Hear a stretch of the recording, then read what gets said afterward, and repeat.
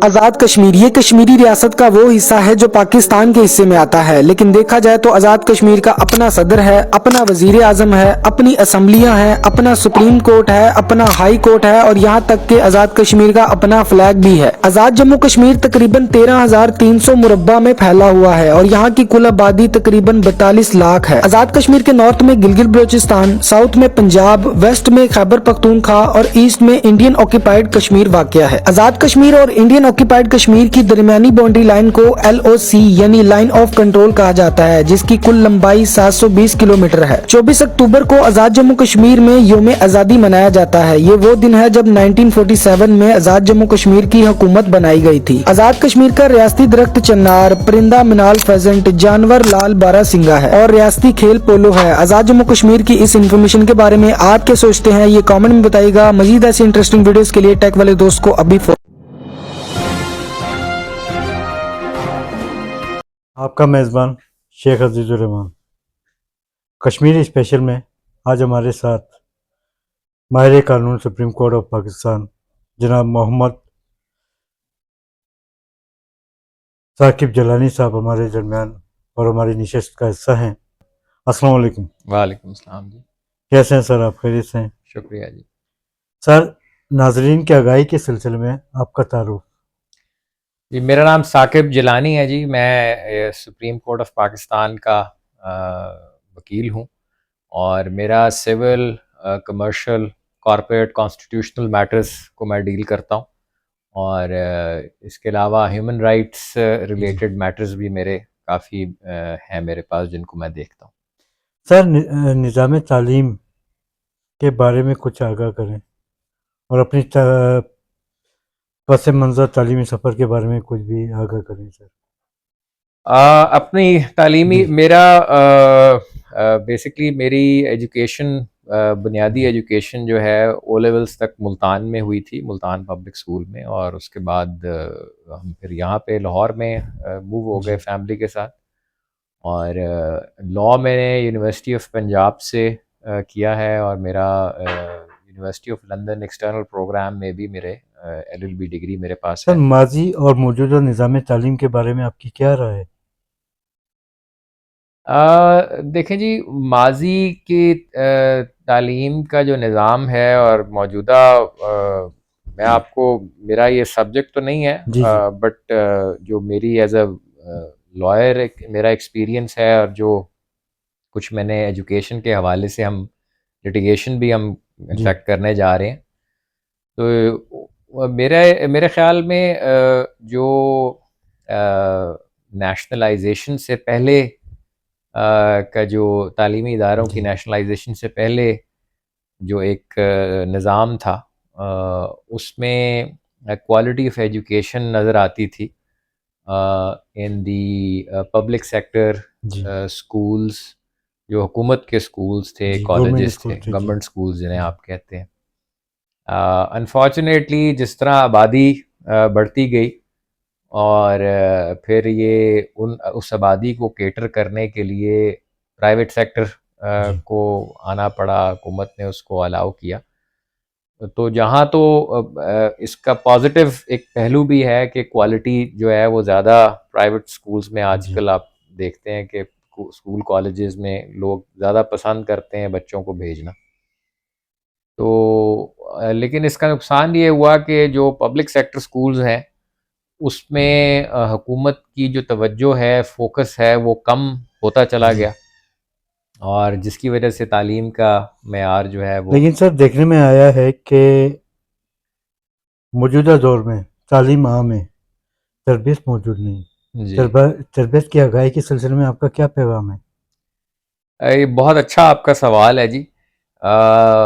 बिल्कुल आप सही कह रहे हैं कि हमारे स्कूल्स, कॉलेजेस और यूनिवर्सिटीज़ में जो ज़्यादा फोकस है वो जो निसाब के जी मज़ामीन हैं उनके ऊपर है। जी अंग्रेज़ी, उर्दू जो लैंग्वेजेस हैं जी और उसके अलावा जो बाकी डिसिप्लिन्स हैं, जो एक मॉरल फाइबर है, और जो वैल्यूज़ का एक सिस्टम है जो मेरे ख़्याल में घर से भी जाता है, लेकिन स्कूल भी बहुत उसका एक इम्पॉर्टेंट रोल होता है स्कूल और कॉलेजेस का, उस पे इतना फोकस नहीं है। और एक जिसे कहते हैं ना कि एक मैड रेस है कि जी हमने डिग्रीज और डिप्लोमास और हमने बेस्ट से बेस्ट ये स्कूल और कॉलेजेस जी या ये हमने चीज़ें करनी है, बट जो असल जो मॉरल फाइबर या जो तरबियत वाली आप बात जी कर रहे हैं उस पर इतना फोकस नहीं है। सर, आज के दौर और माजी की रिवायत में क्या फ़र्क महसूस करते हैं आप? किस लिहाज से? हर लिहाज से, अदब व अदाब। देखें, आप जनरलाइज नहीं कर सकते। जी मेरे ख्याल में लोगों की जो पुराने ज़माने के, अगर आप कह लें जी 80s से पहले के लोग अगर हैं, तो वो उस पीरियड को बड़ा गोल्डन पीरियड कहते थे कि जी जी बड़ी रवादारी थी, भाईचारा था, लोगों का आपस में मिलना मिलाना जी वो एक बड़ा डिफरेंट उसमें था। और आजकल एक बड़ी एक फ़र्क किस्म की जिसे कहते हैं कि एक रेस है, मटीरियलिज्म जी की तरफ आप जिसे कहते हैं। जी सो आई थिंक ये पर्सनली इंडिविजुअल्स पे भी डिपेंड करता है, इनफरादी तौर पे। जी एक जो शख्स है उसका जो बैकग्राउंड है, फैमिली वैल्यू सिस्टम, उसको जो वालदैन की तरफ से आई हैं, जी सो मैं तो समझता हूँ कि उसका बड़ा इसमें रोल होता है। सर, शोबे कानून से कब और कैसे मुंसलिक हुए आप? जी मैं 2004 से इस प्रोफेशन में हूँ। जी तो मुझे लगभग कोई 20 साल अब होने वाले हैं। और मैंने जो डिग्री थी एलएलबी की वो 2004 में मैंने जी ख़त्म की, और फ़ौरन मैं इस प्रोफेशन में मैंने इंटर्नशिप एक जगह शुरू की, मांडवी जी वाला इन ज़फ़र, सैयद अली ज़फ़र साहब जो जी पीटीआई के एक सेनेटर भी जी हैं, बिल्कुल और बिल्कुल। वो मेरे उस्ताद रहे। एसएम जफर साहब के साथ एसएम रहे थे। ज़फ़र साहब, बिल्कुल बिल्कुल। तो उसके बाद मैं फिर मास्टर्स के लिए 2 साल मैंने वहाँ पे काम किया, फिर मैं बाहर चला गया, वापस आके मैं दोबारा उनके साथ मैंने जी ज्वाइन किया। सर, आपने किन मुकदमात पर सबसे ज़्यादा प्रैक्टिस की? मेरा जी ज़्यादातर कॉरपोरेट जी है रहा है। शुरू जब मैंने प्रोफेशन नया नया ज्वाइन किया था तो मेरा कॉरपोरेट काम बहुत ज़्यादा था। जी सिविल, कॉरपोरेट, कमर्शियल साइड पे मेरी प्रैक्टिस थी। जी बड़े बड़े जो प्रोजेक्ट्स हैं पावर सेक्टर के और कंस्ट्रक्शन के कोई प्रोजेक्ट्स हैं, उसके अंदर मेरी सर, काफ़ी। मुकदमात के मौके पर एक वकील के तौर पर आपकी क्या तरजीहात हैं? देखिए जी, किसी एक मुकदमे में अगर कोई लेट्स से कोई क्लाइंट मेरे पास आता है और उसका कोई मसला है, अगर कोई जी मुकदमा है किसी अदालत में, तो पहली तो जिम्मेदारी मेरी है कि मैं उसको एक ऑनेस्ट एडवाइस दूं। ये जी मेरे प्रोफेशनल एथिक्स की रिक्वायरमेंट है कि मैं उसको ईमानदारी से बताऊं कि जी उसका केस स्ट्रांग है, वीक है, या कितने उसमें चांसेस हैं उसकी सक्सेस के या हार के। और उसके बाद depending on what he says, उसके बाद मैं उसको एडवाइस करूं और वो केस टेकअप सर, करूं। आप एक प्रोफेशनल वकील हैं। वक, अपने मुख्तलिफ केसेस में अपने क्लाइंट को किस हद तक मुतमईन करते हैं आप?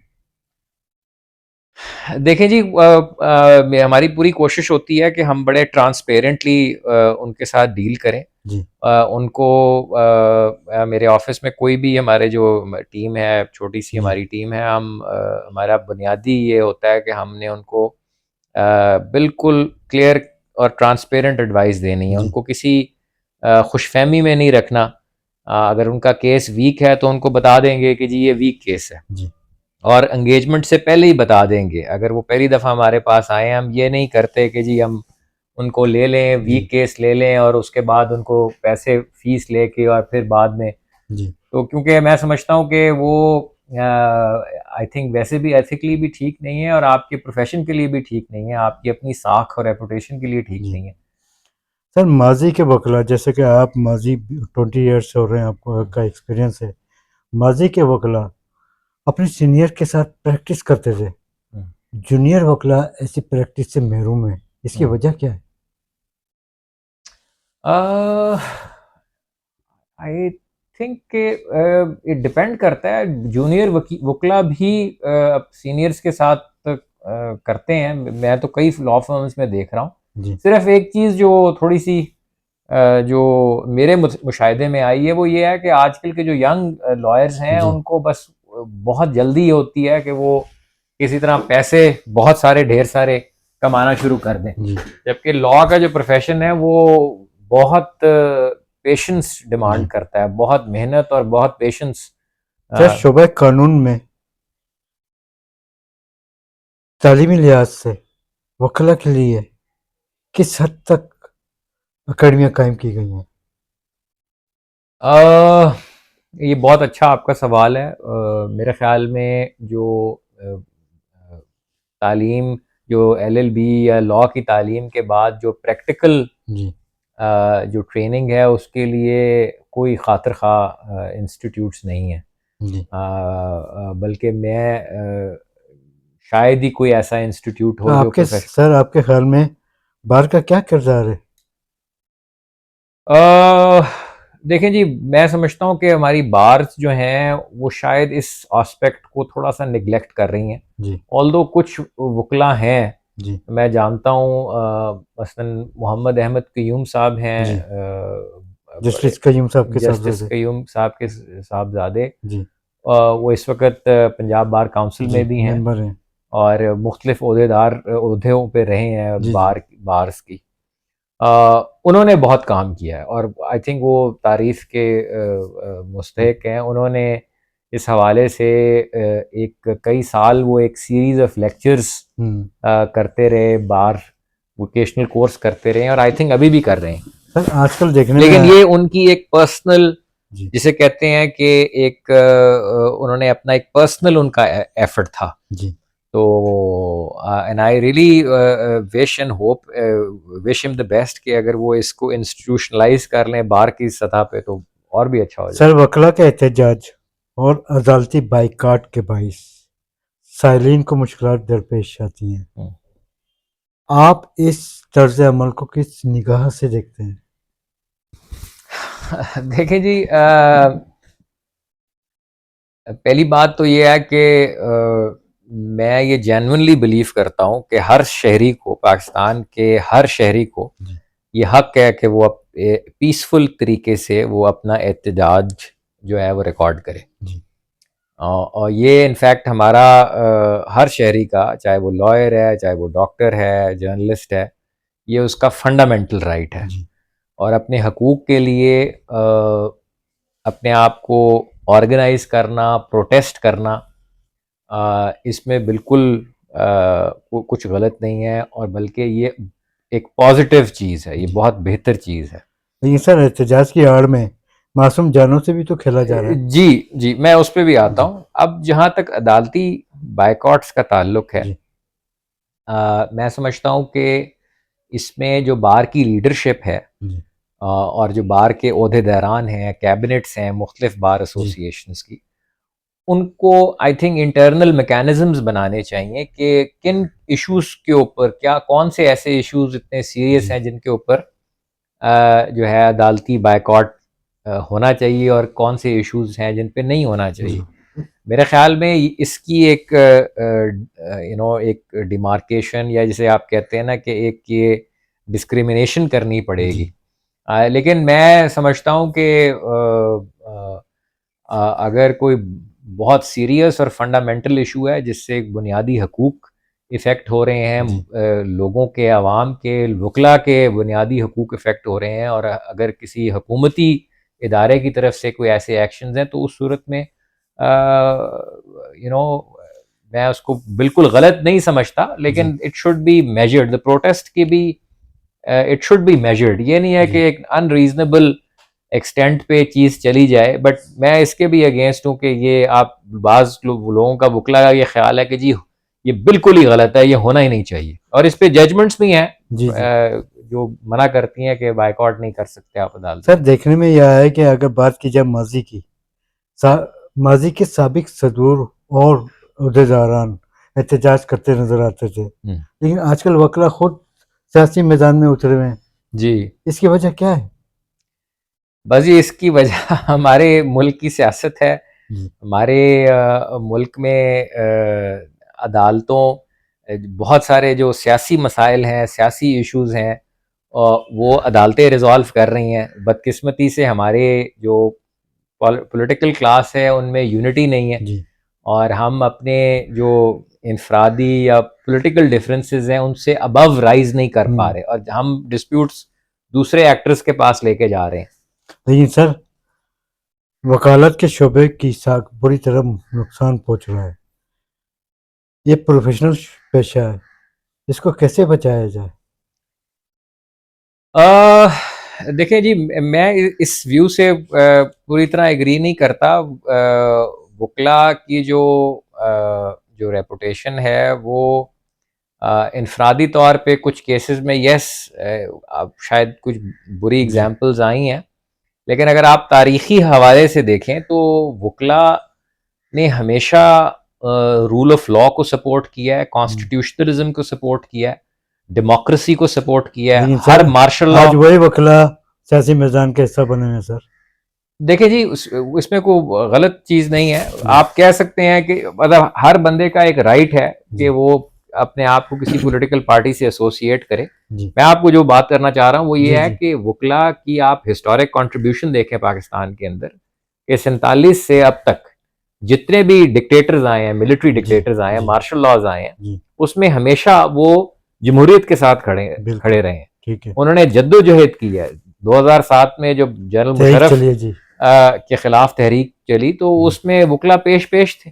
जी सर, पेचीदा निज़ाम तारीख पर तारीख के 22 अवाम अदालतों से नाला बेहतरी कैसे लाई जाए?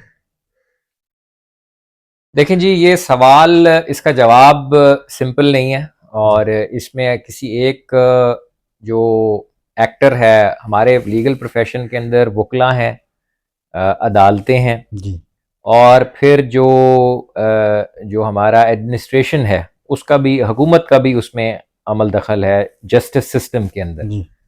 तो ये 3 मेजर एक्टर्स हैं। मेरे ख्याल में मेरी ज़ाती राय के अंदर बेहतर कोऑर्डिनेशन और यूनिटी लाने की ज़रूरत है इन 3 जो इदारों के अंदर, for the sake of reforms. जो आपने भी बात की कि जो डिलेज हैं सिस्टम के अंदर, और जो बाकी जो लिटिगेंट्स के इश्यूज हैं, मेरे ख्याल में जो सर्विस डिलीवरी वाले इश्यूज हैं कि जी अदालतें फैसला जल्दी नहीं कर रहे, या वकला देर लगाते हैं, या डेट्स ले रहे हैं। हाँ, तो इसके अंदर सिर्फ आप वकला जजेस को नहीं ब्लेम कर सकते। आई थिंक कलेक्टिवली इनको एक लाहेमल लेके आना पड़ेगा कि जो हमारी जो सर्विस डिलीवरी है to the litigants and the public, उसमें इम्प्रूवमेंट आए। सर, मुकदमात की बार बार तारीख देने पर जज साहिबान से सवाल होना चाहिए, क्या राय है आपकी? बिल्कुल होना चाहिए जी, अकाउंटेबिलिटी होनी चाहिए। जजेस के परफॉर्मेंस के स्टैंडर्ड्स वज़ा होने चाहिए, लेकिन ये जो जुडिशरी की हाईएस्ट बॉडी है, जुडिशल कमीशन, उनको वज़ा करने चाहिए, ना कि हुकूमत को इसमें इंटरफेयर करना चाहिए। सर, जज साहिबान के फैसलों और कारकर्दगी से आप किस हद तक मुतमईन हैं? देखें जी,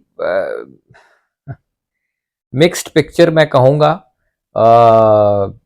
इसमें बाज़ शानदार जजेस हैं जो बहुत ज़बरदस्त डिफ़िकल्ट हालात में, प्रेशर्स में वो काम कर रहे हैं, बहुत अच्छा काम कर रहे हैं। फिर ऐसे भी हैं जो इतना अच्छा काम नहीं कर रहे। तो इश्यूज हैं, बट सिस्टम चल रहा है। सर, आपने जैसे कि फरमाया प्रेशराइज हो जाते हैं, आप एक प्रोफेशनल वकील हैं, क्या आप भी क्लाइंट की तरफ से या मुद्दई की तरफ से या जज साहिबान की तरफ से प्रेशराइज होते हैं? देखें जी, वकला जो है वो हमारे प्रोफेशन की ब्यूटी यह है कि हम अपनी जो इंडिपेंडेंस है उसको हम बड़ा चेरिश करते हैं, हम एक लिहाज से हम प्राउड फील करते हैं कि जी वकला बड़े इंडिपेंडेंट, फियर्सली इंडिपेंडेंट होते हैं। अब प्रेशर क्लाइंट का, आई डोंट थिंक, मैंने तो कभी एज सच प्रेशर नहीं लिया वकला किसी क्लाइंट का। अगर आप इशू ये होता है कि क्लाइंट की कुछ एक्सपेक्टेशंस होती हैं, अगर आप वो एक्सपेक्टेशंस क्लाइंट को पहले ही क्लियर कर दें कि भाई ये चीज़ हो सकता है और इसमें ये रिस्क्स इन्वॉल्व हैं या ये डिलेज इन्वॉल्व हैं जिसमें हम नहीं कर सकते। सो फॉर एग्जांपल मेरी जो फर्म है उसमें हम जितने भी हम केसेस कर रहे हैं, हम सैकड़ों केसेस कर रहे हैं, उसमें हम हर क्लाइंट के साथ हमारा रियल टाइम जिस दिन उस केस की पेशी है उसको एक ऑटोमेटिकली मैसेज हमारा एक क्लर्क या हमारा जो असाइंड लॉयर है वो उनको अपडेट करता है कि एसोसिएट करता है कि जी बताता है कि जी आज आपके केस में ये प्रोसीडिंग्स थी, ये आर्गूमेंट्स हुए या अगर नहीं हुए उसकी क्या रीज़न थे, जज नहीं है या दूसरी साइड से कोई एडजर्नमेंट थी। सर, माजी के जज साहबान के फैसले बोलते थे, आजकल जज साहबान मीडिया पर आकर बोलते हैं, क्या उनके फैसलों में ताकत नहीं है? आप सब जजेस के बारे में नहीं कह सकते, चंद एक जजेस ने ऐसा किया है और इन द रीसेंट पास्ट, और अब तो एज सच कोई ये प्रॉब्लम नहीं है। और ये जब भी किसी जज ने अगर इस तरह किया मीडिया पे या टिकर्स लगे, रिमार्क्स दिए, तो उसको पसंद नहीं किया गया, ना जजेस ने पसंद किया, उनके कोलीग जजेस ने, ना ही लॉयर्स ने इसको पसंद किया। So it is not appreciated. Sir, जज साहबान की तकर्री का मामला लाहौर हाईकोर्ट से शुरू होता है, सुप्रीम कोर्ट पर जाकर ख़त्म हो जाता है, मेरिट नज़र नहीं आती, इसकी वजह क्या है? देखिए जी रहमान साहब, हमारी जो मुल्क है वो एक एवोल्यूशन की स्टेज के अंदर है। हम कॉन्स्टिट्यूशनलिज्म, हम एक स्ट्रगल, एक पिछले कई दिहाइयों से, डेकेड से एक हमारी एक एवोल्यूशन हो रही है टुवर्ड्स कॉन्स्टिट्यूशनलिज्म, डेमोक्रेसी। और अगर आप 20 साल पहले के जजेस की अपॉइंटमेंट सिस्टम का से मुआजना आज के अपॉइंटमेंट सिस्टम से करेंगे तो मेरे ख्याल में बहुत बेहतरी आई है, बहुत ट्रांसपेरेंसी आई है उसमें। ऑल्दो अभी भी बहुत सारे चैलेंजेस हैं और ख़ास तौर पे जो 26वीं आईनी तरमीम है, मेरे ख्याल में इसके अंदर कुछ चीज़ें रिवर्स हुई हैं जो हम बेहतरी की तरफ जा रहे थे। उसमें एग्जीक्यूटिव हुकूमत की जो से है या जो इन्फ्लुएंस है इन द अपॉइंटमेंट ऑफ जजेस वो थोड़ा सा इंक्रीज़ हुआ है, बल्कि काफ़ी इंक्रीज़ हुआ है, ख़ास तौर पे जो चीफ जस्टिस की तैनाती के हवाले से। तो वो एक नेगेटिव मैं समझता हूँ चीज़ हुई है। बट अगर आप ओवरऑल पिक्चर देखें तो अपॉइंटमेंट का प्रोसेस बहुत बेहतर हुआ है। जो नाम जाते हैं जजेस के लिए उनके ऊपर डिबेट होती है, एक जुडिशल कमीशन है जिसके अंदर हुकूमत के लोग भी हैं, अब तो पार्लियामेंटेरियंस को भी उन्होंने डाला। सो पहले तो बहुत सीक्रेटिव एक प्रोसेस होता सर, था। आप ये भी देखें, नंबर 3 के जज को उठाकर नंबर 1 पर लाकर चीफ जस्टिस बनाना, क्या लाहौर हाईकोर्ट से ये मामला शुरू हुआ? जी बिल्कुल, सुप्रीम कोर्ट तक गया है। आपके ख्याल में मंसूर अली शाह काबिल शख्सियत, अच्छे फैसले, क्या इसके हकदार नहीं थे? देखें जी, हम तो बिल्कुल मंसूर अली शाह साहब एक आउटस्टैंडिंग जज हैं सुप्रीम कोर्ट के, वो एक आउटस्टैंडिंग चीफ जस्टिस थे लाहौर हाई कोर्ट के, और हम सब बहुत मायूस थे जब वो ये ख़ास तौर पे 26वीं आईनी तरमीम जब आई थी तो एक बहुत बड़ा धचका एटलीस्ट मुझे और मेरी तरह सोचने वाले कई वकला को ये लगा कि ये किया क्या है हुकूमत ने, और जो एक मेन पार्टी है जो हुकूमत की एलाए है। मेरे ख्याल में मैं इसको अदलिया पे की आज़ादी पे अटैक समझता हूँ और वो ऐसा नहीं होना चाहिए था।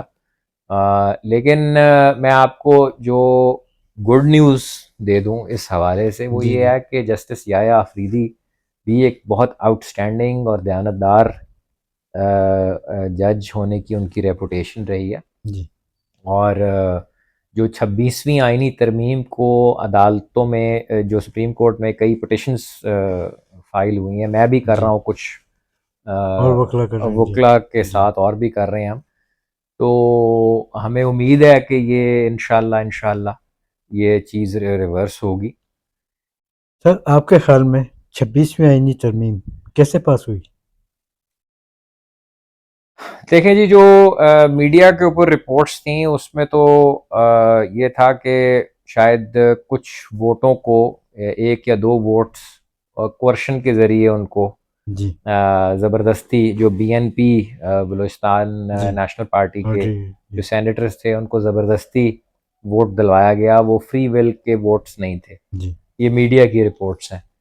और लेकिन मैं सबसे ज़्यादा जो बात करना चाहता हूँ कि इस सारी आईनी तरमीम को जिस तरीके से पास कराया गया, जी रात के पहर छुट्टी वाले दिन इसको सेशन को कॉल किया गया, कोई डिबेट नहीं थी, लोगों को ड्राफ्ट का नहीं पता था कि आप अपने मुल्क का जो बुनियादी डॉक्यूमेंट है, जो आइन है, सबसे जो इम्पोर्टेंट डॉक्यूमेंट है, उसमें आप इतनी बड़ी तरमीमें कर रहे हैं और किसी के पास वो डॉक्यूमेंट ही नहीं था, जी तरमीम का डॉक्यूमेंट बिल्कुल नहीं था। जी तो ये बहुत ही अफसोसनाक और गैर जमहूरी मूव थी।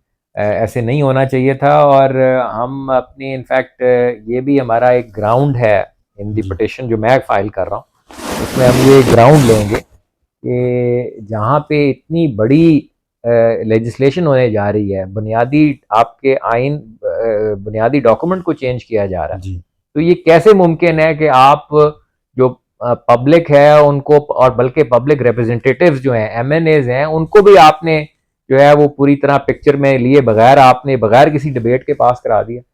तो सर, आप क्या समझते हैं कि इस तरमीम के बाद बार और बेंचेस का क्या किरदार होगा?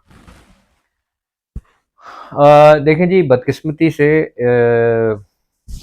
इस इशू पे वकला भी डिवाइडेड हैं। जी आपके शायद इल्म में ही होगा, जी पाकिस्तान की जो एक वकला का एक बहुत बड़ा धड़ा धड़ा जो एहसन बून साहब जी जी और जिसे आसमा जहांगीर जहांगीर ग्रुप साहिबा। जी का ग्रुप जी समझा जाता है, उन्होंने तो इसकी सपोर्ट की है।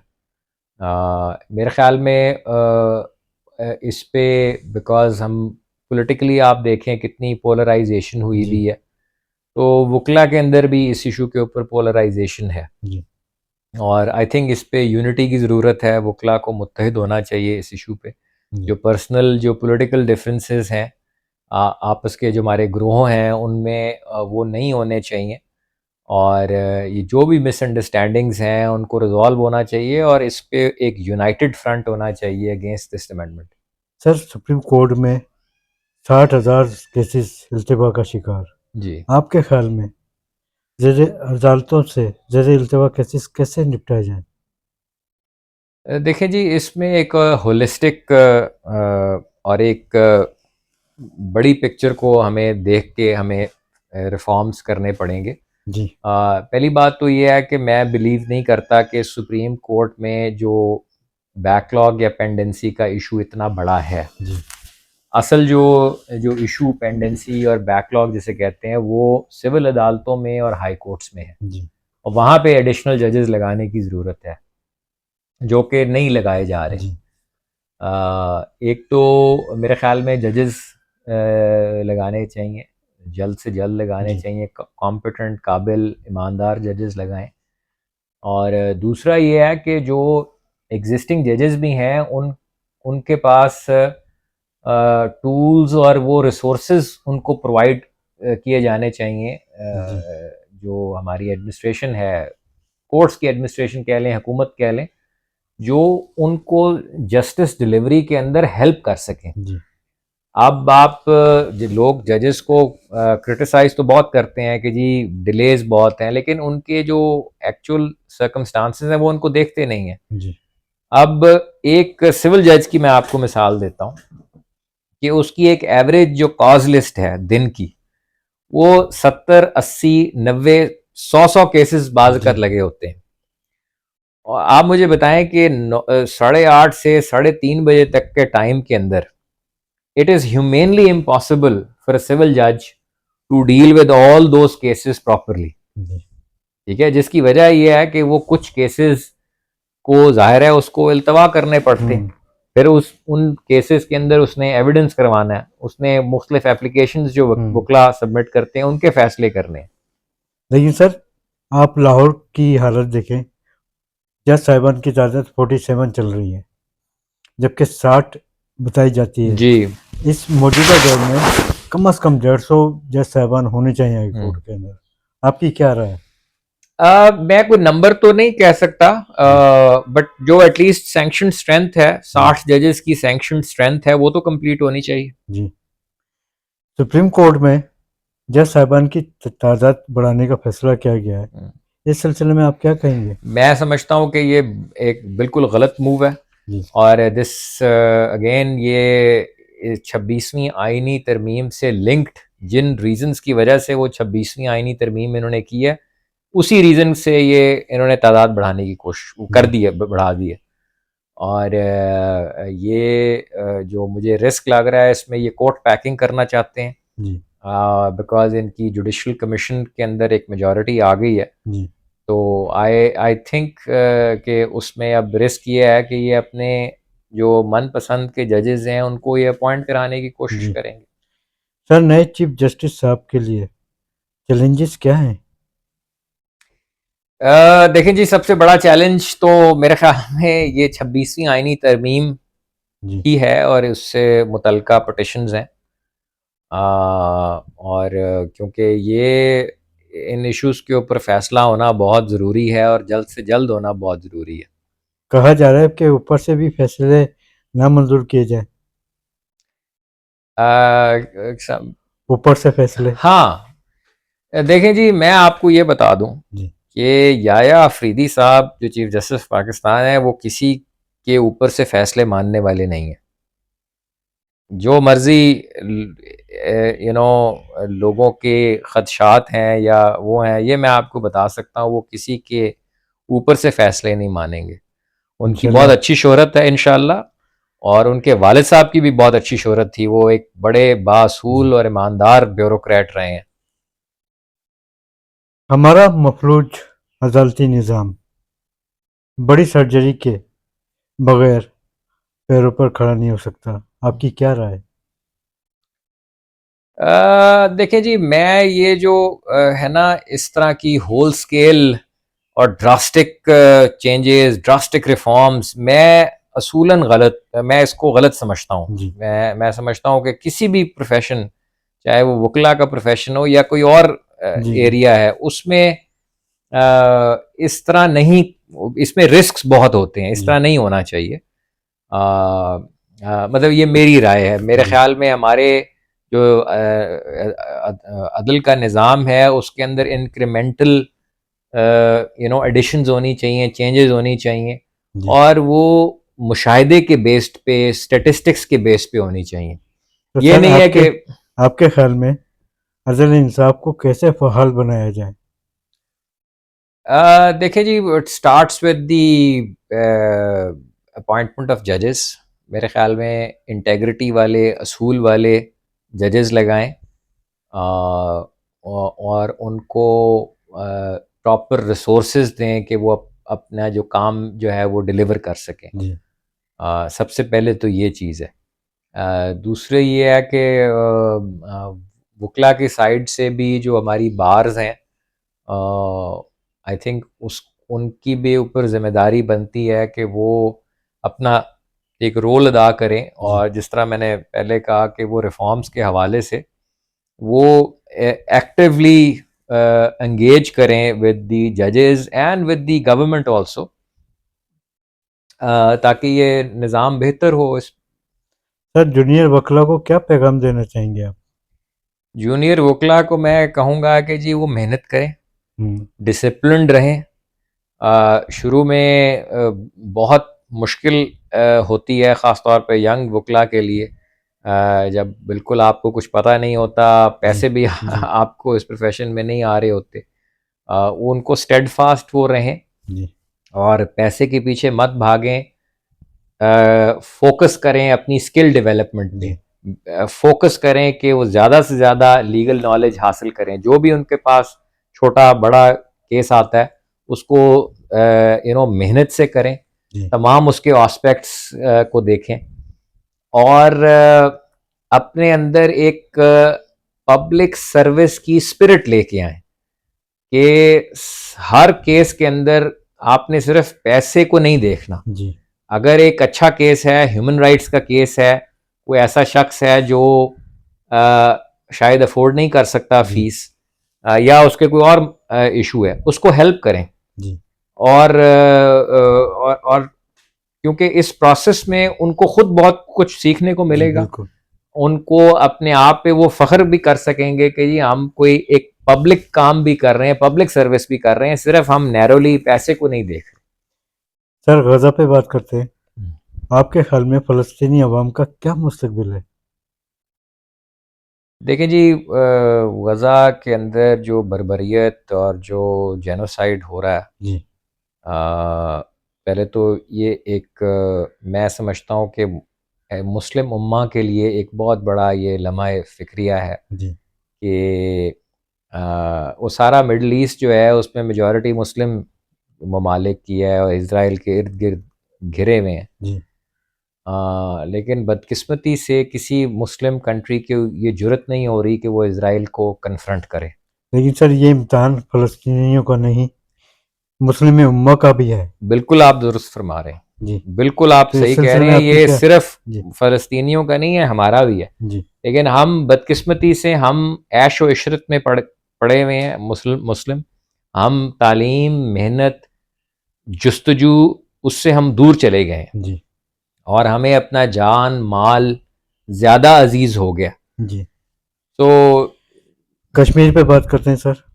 27 अक्टूबर 1947 कश्मीर का यौम सियाह दिन। कश्मीरी अवाम हक से महरूम, आज़ादी के मुंतज़र। नतीजा क्या होगा? देखें जी, मेरा ये बिलीव है कि दुनिया की तमाम महकूम कौमें, जी अ, और वो उनको इंशाअल्लाह इंशाअल्लाह अपने हकूक़ मिलेंगे और उनको ये बहुत एसेंशियल है कि उन कौमों के जो लीडर्स हैं वो अपने एलाइज़ पैदा करें, एलाइज़ बनाएं। सर आपने हकूक़ की बात की। 77 साल का कश्मीर हो गया है, उससे हक से महरूम है अभी तक। तो हकूक़ कब कब मिलेंगे?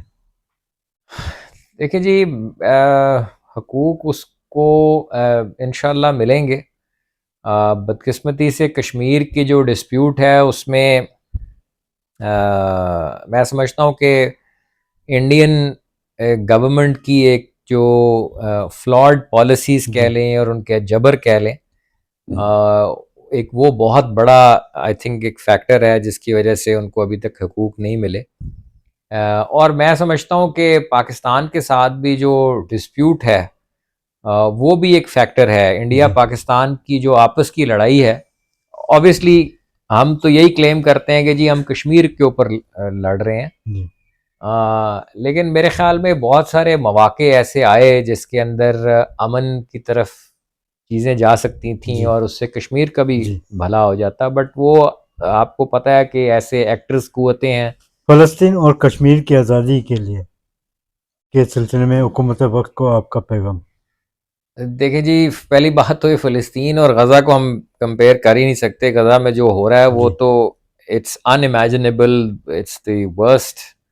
गज़ा के हवाले से मैं कहूँगा कि हुकूमत को एंगेज करना चाहिए मुस्लिम कंट्रीज से। जी जो बाकी कंट्रीज़ इन द वर्ल्ड हैं वहाँ पे अपने एमिसरीज एम्बेसडर्स को भेजना चाहिए और प्रोटेस्ट करना चाहिए, ख़ास तौर पे जो वेस्टर्न पावर्स हैं। जी और वहाँ पे ये बार बार इशू रेस करें। हुकूमत पाकिस्तान को पार्टी बनना चाहिए इंटरनेशनल क्रिमिनल कोर्ट में, जी इंटरनेशनल कोर्ट ऑफ जस्टिस में, इसराइल के ख़िलाफ़ जो जेनोसाइड की दरख्वास्तें गई जी हुई हैं उसके अंदर पाकिस्तान को भी अपना जो है वो इनपुट देनी चाहिए और उसको शामिल करना चाहिए अगेंस्ट इसराइल। कश्मीर स्पेशल में देखने वाले नाजरीन की आगाही के सिलसिले में आपका पैगाम। जो आपके नाजरीन हैं उनके लिए मेरी बेस्ट विशेस हैं, प्रेयर्स हैं जी कि वो जहाँ भी हैं खुश रहें। उनके लिए पैगाम मैं ये बस दुआ कर सकता हूँ, पैगाम यही है कि वो जो भी जिस प्रोफेशन से ताल्लुक़ रखते हैं, जो भी वो काम कर रहे हैं, जी लगन से करें, मेहनत से करें और दुआ करें, बेहतरी आएगी इंशाल्लाह। बहुत शुक्रिया सर आपका, बहुत बड़ी मेहरबानी। नवाजिश आपकी।